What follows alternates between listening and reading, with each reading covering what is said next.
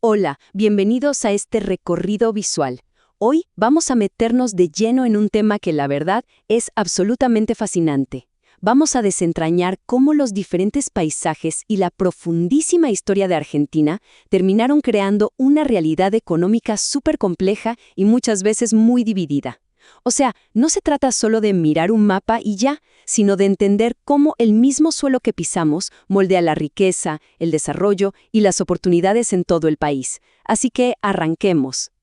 Bueno, para organizarnos, nuestra hoja de ruta de hoy incluye 5 puntos clave.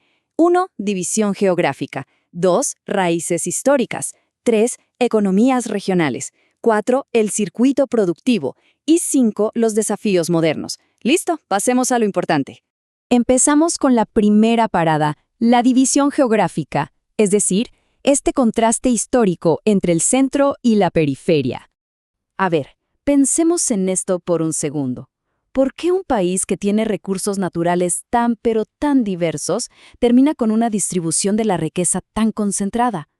Para entender de verdad cómo funciona esta economía, tenemos que mirar un poquito más allá de las típicas listas de exportaciones. La verdadera pregunta, la que nos va a dar la clave de todo, es ¿para qué y para quién se estructuró este sistema a lo largo del tiempo? Entender esto es literalmente la base para descifrar las tensiones que vemos hoy en día. Para responder a esa gran pregunta, podemos dividir el mapa del país en dos bloques conceptuales que, honestamente, son como el agua y el aceite. Por un lado tenemos la Argentina húmeda, que es básicamente la región pampeana. Con sus llanuras infinitas y ese clima ideal, se convirtió rapidísimo en una potencia mundial, una verdadera máquina de agricultura y ganadería, apuntando casi exclusivamente hacia afuera, hacia la exportación. Y por otro lado está la Argentina árida o extrapampeana.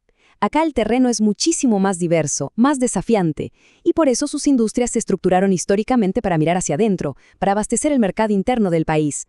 Esta dualidad, esta especie de país de dos caras, es la columna vertebral de toda la economía nacional. Y esto nos lleva al punto 2, las raíces históricas. Vamos a ver cómo se construyó este famoso modelo agroexportador. Si miramos rápidamente esta línea de tiempo, la evolución es impresionante. Allá por la década de 1820, la cosa era simple. Todo giraba en torno a las grandes estancias y los saladeros, que era la forma de conservar la carne. Pero luego, en la década de 1880, la llamada generación del 80 pisa el acelerador con el modelo agroexportador.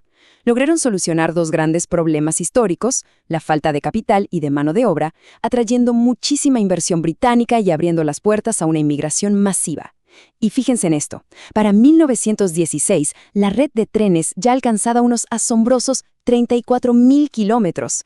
Eso es casi suficiente para dar la vuelta al mundo entero. Y claro, todo estaba diseñado como un embudo gigante que terminaba directo en el puerto de Buenos Aires.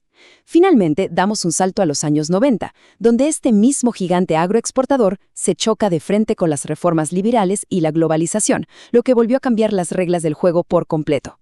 Pasemos ahora a nuestra tercera sección, las economías regionales y lo que realmente pasa en esa Argentina extrapampeana.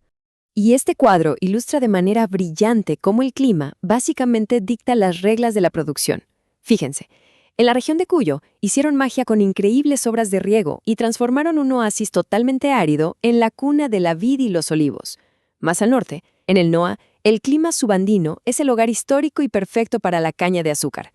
Si nos vamos bien al sur, a la Patagonia, a pesar de ese frío y la aridez, sus valles son unas verdaderas fábricas de peras y manzanas que se exportan a todo el mundo, además de la cría de ovejas, claro. Y en el noreste, el NEA, el clima subtropical nos regala el algodón y algo que no puede faltar en la cultura de la región, la yerba mate. Como ven, son universos productivos totalmente diferentes, pero que conviven dentro de las mismas fronteras. Muy bien, llegamos al punto 4, el circuito productivo. O en palabras más simples, ¿cómo diablos se fabrican y mueven estos bienes? Imaginen un circuito productivo como un rompecabezas gigante, o mejor dicho, una cadena. Cada eslabón está fuertemente entrelazado con el siguiente. Porque claro, ninguna de estas etapas funciona por sí sola en el vacío. Desde que se planta la semilla en la tierra hasta que agarramos el paquete en la góndola del supermercado, cada paso depende a muerte del anterior. Todo ese viaje en conjunto es lo que conforma la producción, la industrialización y finalmente la comercialización de cualquier bien. Ahora vamos a desarmar esta cadena. El primer paso es el sector primario. Esto pasa allá en el campo, en las zonas rurales, donde se cosecha la materia prima. Luego viene el eslabón secundario. Esa materia prima viaja a las fábricas, a la agroindustria, donde es procesada y transformada. Y por último, el paso terciario, que es básicamente toda la red comercial, desde el mayorista hasta la tienda de tu barrio. Y por supuesto, la exportación. ¿Y qué es lo que mantiene unida toda esta cadena? El transporte. Ese es el verdadero hilo conductor que conecta el campo más remoto con la fábrica urbana y eventualmente con el resto del mundo. Lo que nos trae a nuestra última sección, la número 5, los desafíos modernos y la constante lucha de los pequeños productores. Cuando miramos quiénes están operando realmente en este territorio, queda clarísimo que la cancha está súper inclinada. Hay un montón de actores compitiendo y coexistiendo, pero con pesos muy distintos. Tenemos desde las familias campesinas que trabajan la tierra con sus propias manos en unas poquitas hectáreas, pasando por los medianos y grandes productores que ya tienen tractores y mucha tecnología, hasta llegar a las industrias nacionales. Y en la punta de la pirámide, gigantes multinacionales que muchas veces son dueñas de varios eslabones de la cadena al mismo tiempo, es decir, juegan con otra ventaja. Ahora, lo que es realmente interesante y hasta un poco asombroso de ver en esta imagen es el nivel extremo de monopolización. Fíjense en las exportaciones de manzanas y peras en el Alto Valle de Río Negro. Apenas 3 empresas multinacionales manejan el 80% de todo lo que se exporta. O sea, todas las demás empresas, todos los empacadores y productores más chicos, tienen que pelearse para repartirse apenas ese 20% restante. Es una radiografía brutal de cómo se concentra el poder económico en muy pocas manos. Y ojo, porque esta concentración no es algo que pasó de la noche a la mañana, tiene un impacto histórico muy bien documentado. Tomemos el caso de la caña de azúcar en el noroeste. Allá por 1966, el gobierno cortó los subsidios a los ingenios azucareros por considerarlos improductivos. Luego, sumado a la apertura económica de los años 90, el sector dio un giro enorme. Entraron grandes capitales, trajeron tecnología de punta y la productividad se disparó por las nubes. Pero claro, los datos muestran que esto tuvo un costo directo, la expulsión de miles de pequeños productores locales que simplemente no tenían las herramientas para competir bajo estas nuevas reglas.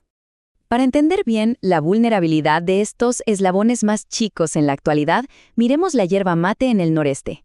Este número es clave, el 70%. Aproximadamente el 70% de todos los productores de yerba mate son pequeñas familias campesinas. Hablemos de personas que trabajan en parcelas que muchísimas veces no superan las 10 hectáreas. Ellos son la enorme mayoría de la fuerza laboral humana que sostiene la base de todo este sistema. Pero acá viene el balde de agua fría, el 30%.